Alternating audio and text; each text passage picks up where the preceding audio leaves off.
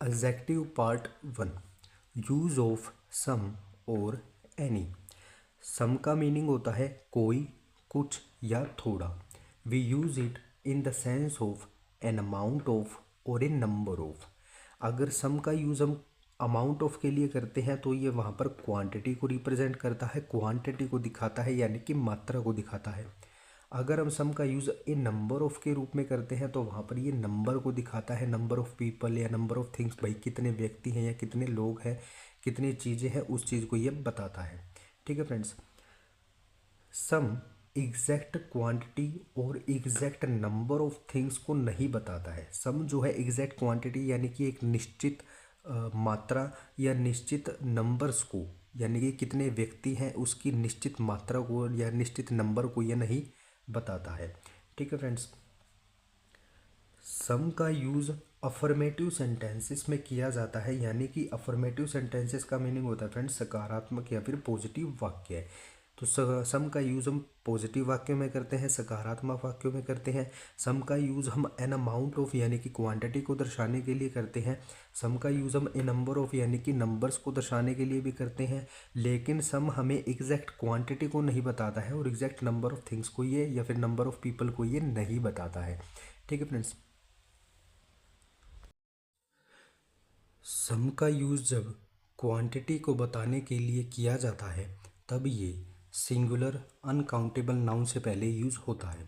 सम का यूज़ जब हम किसी क्वांटिटी को या किसी मात्रा को बताने के लिए करते हैं तो हम इसका प्रयोग सिंगुलर अनकाउंटेबल नाउन से पहले करते हैं, यानी कि वो नाउन होगा, सिंगुलर होगा लेकिन हम उसको गिन नहीं पाएंगे। वो ऐसा नाउन होगा जो सिंगुलर होगा लेकिन हम उसको गिन नहीं सकेंगे, उस नाउन से पहले हम सम का यूज़ करते हैं।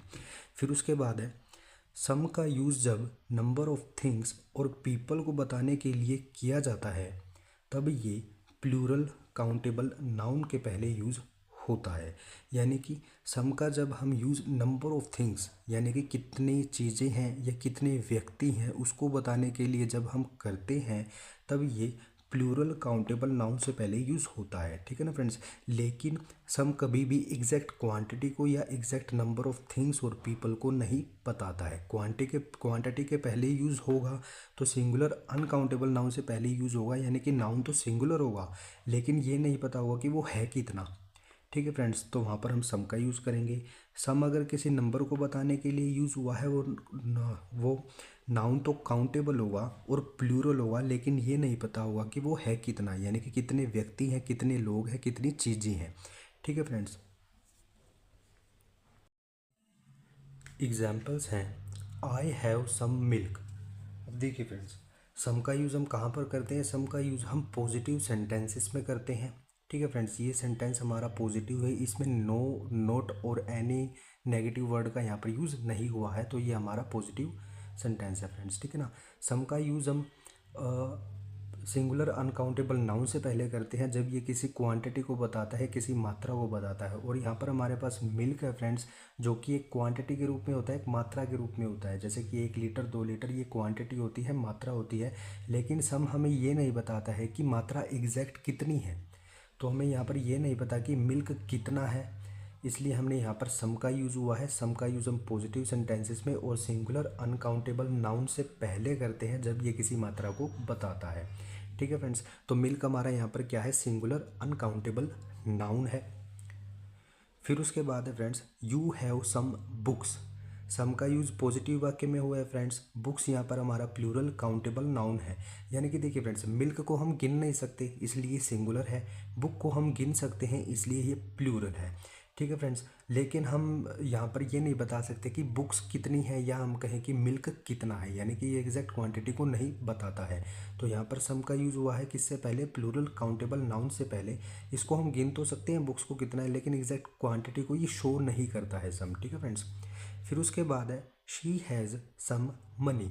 मनी हमारा जो क्या होता है फ्रेंड्स? ये सिंगुलर अनकाउंटेबल नाउन होता है। मनी हमेशा एक अनकाउंटेबल नाउन होता है, सिंगुलर अनकाउंटेबल नाउन ये होता है। ठीक है फ्रेंड्स। मनी अनकाउंटेबल होता है फ्रेंड्स। ठीक है ना। कभी भी अगर सेंटेंस में मनी आता है तो हम इसको अनकाउंटेबल के रूप में इसको हम लेकर चलते हैं। ठीक है फ्रेंड्स।